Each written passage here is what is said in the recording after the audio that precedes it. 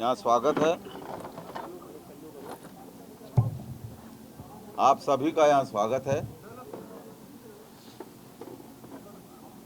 सबसे पहले मैं माननीय मुख्यमंत्री अशोक गहलोत जी का आभार प्रकट करना चाहता हूँ, जिन्होंने कल कैबिनेट में हमारी जो बहुप्रतीक्षित बहुमंजिला इमारतों के लिए जल कनेक्शन के लिए जो पॉलिसी थी उसको मंजूरी दी। 2016 में भी एक पॉलिसी बनाई थी, लेकिन संभवतः वो पॉलिसी किसी को भी मंजूर नहीं हुई। मैं उसके गुण अवगुण पर नहीं जाना चाहता, वो भी विभाग का फैसला था और कल जो हुआ है वो भी विभाग के अनुमोदन पे कैबिनेट ने फैसला किया है। लगभग 5 लाख से अधिक फ्लैट्स राजस्थान में इस पॉलिसी का इंतजार कर रहे हैं, क्योंकि पिछली पॉलिसी में विसंगति बताई गई कि 2 तरीके की दरें थी। एक दर थी 43 रुपये प्रति वर्ग फुट और दूसरी थी 25 रुपये प्रति वर्ग फुट, और एक मुश्त सारा पैसा जमा कराने का भी प्रावधान उसमें था। सब जानते हैं कि बहुमंजिल इमारतें बनती हैं तो एक साथ कभी कोई निर्माण नहीं होता, धीरे धीरे करके होता है। हमने इस बात को समझने के लिए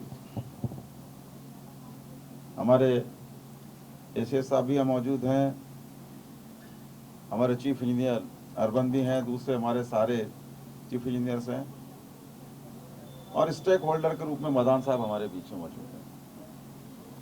हमने स्टेक होल्डर्स को भी इसके अंदर शामिल किया। मैंने भी मीटिंग की, एसएस साहब ने अलग से मीटिंग की, इंजीनियर्स ने अलग से मीटिंग की और कई मीटिंगों के बाद में हम एक सर्वमान्य हल पर पहुंच पाए। पेयजल तो सबको मिलना ही मिलना चाहिए। हम पॉलिसी नहीं बनाते तो भी लोग पानी पी रहे थे।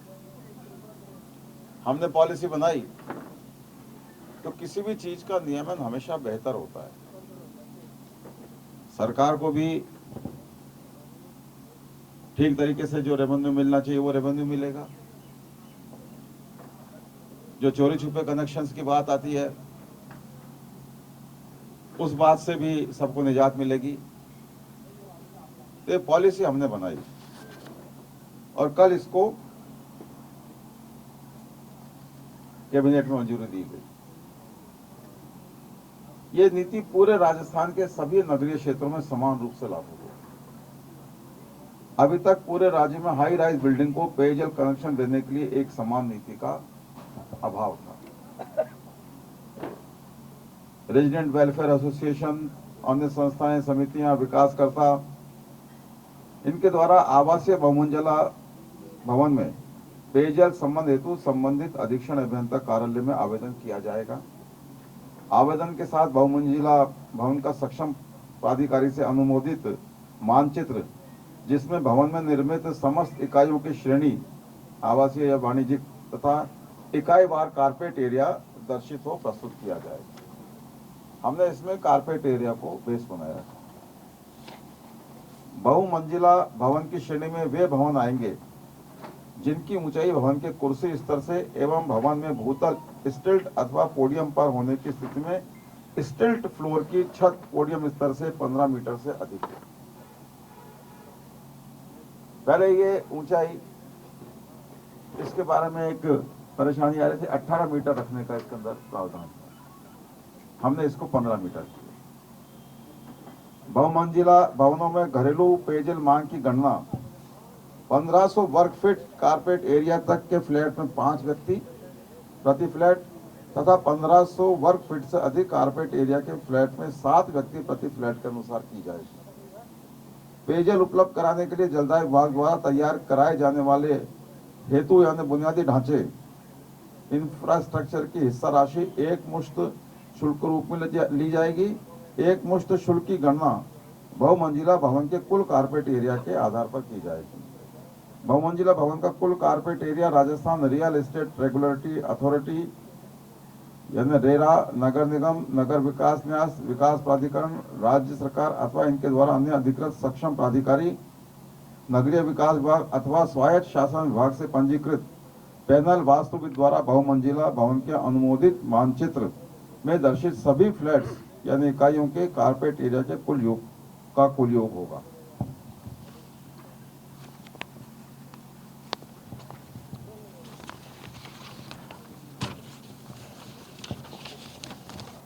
बहुमंजिला भवनों हेतु एक मुश्त शुल्क की दरें निम्नानुसार तय होंगी।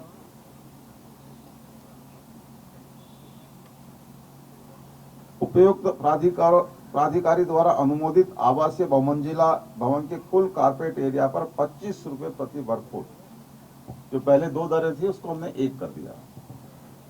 उपर्युक्त प्राधिकारी द्वारा अनुमोदित वाणिज्यिक यानी कॉमर्शियल बहुमंजिला भवन के लिए कारपेट एरिया पर राशि 42 रुपए प्रति वर्ग फुट होगी।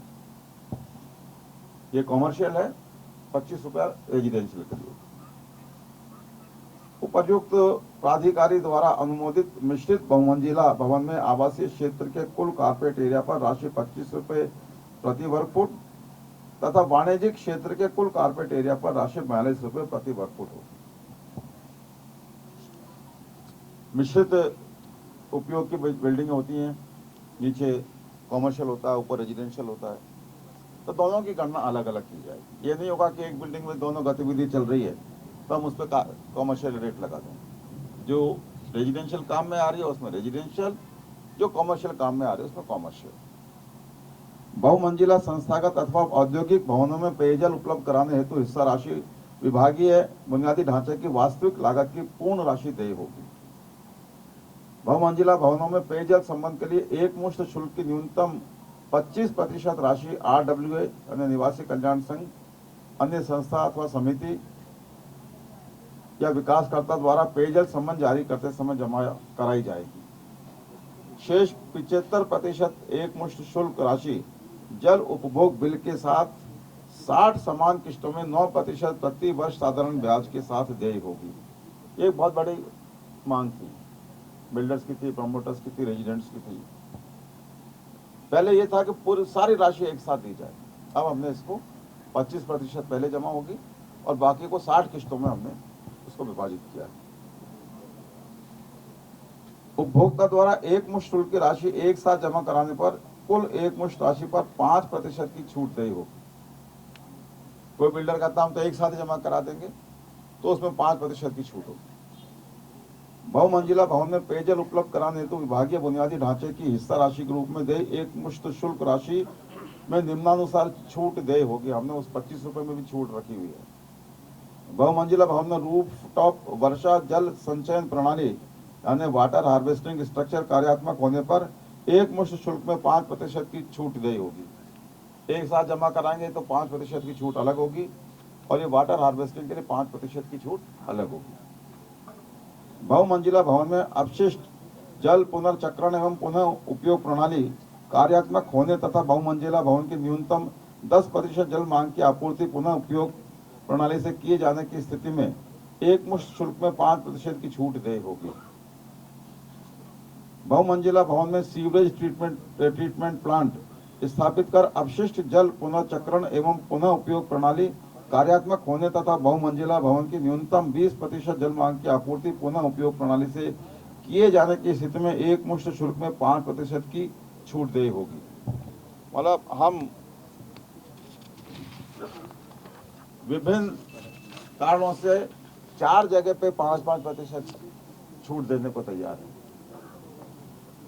समाज के आर्थिक रूप से कमजोर वर्ग एवं अल्प आय वर्ग को विशेष तौर पर लाभान्वित करने हेतु मुख्यमंत्री जन आवास योजना अफोर्डेबल हाउसिंग परियोजना में निर्मित बहुमंजिला आवासीय भवनों में फ्लैट्स में पेयजल हेतु संबंध हेतु यानी LIG और EWS फ्लैट्स में पेयजल संबंध हेतु विभागीय बुनियादी ढांचे की हिस्सा राशि के रूप में दे एक मुश्त शुल्क की राशि में 50% की छूट दी जाएगी। अफोर्डेबल हाउसिंग में उपरोक्त छूट उपरांत इस श्रेणी हेतु देय एक मुश्त शुल्क में से 25% राशि परियोजना विकासकर्ता द्वारा पेयजल संबंध से पूर्व जमा करानी होगी तथा शेष 75% राशि इस श्रेणी के आवासीय भवन धारकों द्वारा मासिक जल शुल्क के साथ 60 समान किस्तों में 9% प्रति वर्ष साधारण ब्याज के साथ देय होगी। छूट के अलावा भी 60 किस्तें हमने बनाई हैं, 61 हो गई, एक 25% और बाकी 60 किस्तों में 75%। उक्त श्रेणी के अंतर्गत आवासीय भवन EWS या LIG जिनको विकासकर्ता द्वारा निर्मित कर समस्त आवासीय इकाइयों को क्रेतागण को हस्तांतरित किया जा चुका है पर देय एक मुश्त शुल्क की राशि 25% राशि परियोजना विकासकर्ता के स्थान पर RWA निवासी कल्याण संघ अन्य कोई संस्था या कोई समिति द्वारा भी जमा कराई जा सकती है। बहुमंजिला भवनों हेतु जल शुल्क एवं अन्य शुल्क जैसे कि स्थायी शुल्क, संबंध शुल्क, मीटर शुल्क इत्यादि प्रचलित टैरिफ की संबंधित श्रेणी के अनुसार देय होगी। बहुमंजिला भवन में पेयजल संबंध RWA निवासी कल्याण संघ अन्य कोई संस्था या समिति विकासकर्ता को पेयजल उपलब्ध या कोई विकासकर्ता को पेयजल उपयोग हेतु घरेलू एवं अघरेलू पेयजल मांग की गणना अनुसार पृथक पृथक एकल बल्क पेयजल संबंध बल्क कनेक्शन भूतल पर जारी किया जाएगा। इसके अतिरिक्त किसी भी इकाई या फ्लैट के मालिक को अलग से पेयजल संबंध नहीं दिया जाएगा। सिस्टम भी ये है कि एक जगह एक पॉइंट पर कनेक्शन दे देते हैं, फिर वो अपने ऊपर पानी चढ़ाने के लिए टंकी वगैरह बनाते हैं, सिस्टम बनाते हैं। ये सब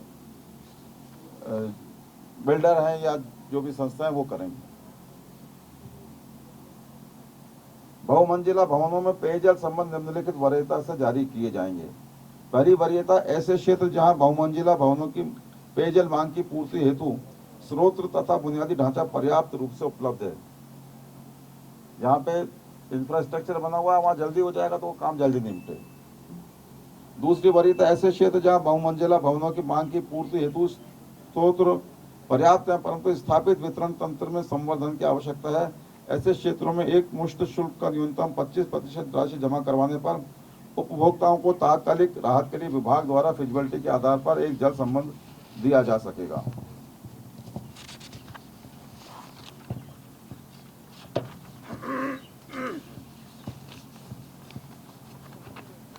तीसरी वरीयता ऐसे क्षेत्र जहां स्रोत पर्याप्त है परंतु वितरण तंत्र में संवर्धन उपरांत संबंध दिया जा सकता है।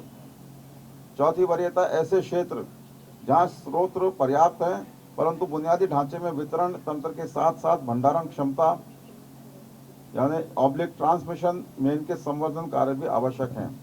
पांचवी वरीयता ऐसे क्षेत्र जहां स्रोत अपर्याप्त है तथा स्रोत का भी संवर्धन भी आवश्यक है, स्रोत का संवर्धन भी आवश्यक है। बहुमंजिला भवनों को पेयजल संबंध दिए जाने की वरीयता निम्नानुसार रहेगी। आवासीय बहुमंजिला भवनों को प्रथम वरीयता, वाणिज्यिक बहुमंजिला भवनों को द्वितीय वरीयता, संस्थानिक या औद्योगिक बहुमंजिला भवनों को तृतीय वरीयता। पूर्ण निर्मित बहुमंजिला भवनों को निर्माणाधीन बहुमंजिला भवनों की अपेक्षा प्राथमिकता दी जाएगी।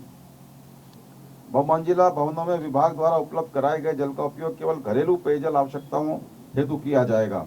पेयजल का उपयोग अन्य कार्यों यथा वाहनों को धोने के लिए या विनिर्माण गतिविधियों के लिए या सड़कों व मार्गों को साफ करने के लिए या भवन निर्माण या स्विमिंग पूल या उद्यान इत्यादि हेतु नहीं किया जा सकेगा। उनके लिए उनको अलग इंतजाम करना पड़ेगा। बहुमंजिला भवनों में पेयजल संबंध जारी करने से पूर्व मॉडल राजस्थान भवन विनिमय 2020 के प्रावधानों तथा समय समय पर राज्य सरकार द्वारा संशोधित एवं तत्समय प्रभावी विनिमय के अनुसार वर्षा जल संचयन, अपशिष्ट जल पुनर्चक्रण एवं पुनः उपयोग प्रणाली तथा सीवरेज ट्रीटमेंट प्लांट का निर्माण एवं कार्यात्मक होना अनिवार्य होगा। उक्त की पालना नहीं होने की स्थिति में विभाग द्वारा पेयजल संबंध जारी नहीं किया जाएगा। ऐसे भवन जो बहुमंजिला भवन की श्रेणी में परिभाषित नहीं होते हैं वहां विभाग द्वारा पेयजल कनेक्शन फिजिबिलिटी के आधार पर निम्नानुसार जारी किए जा सकेंगे। विभागीय आदेश क्रमांक ये इतना के जो 14/6/2017 के अनुसार भवन के भूतल पर पृथक पृथक पेयजल संबंध भूतल पर ही दिया जाएगा।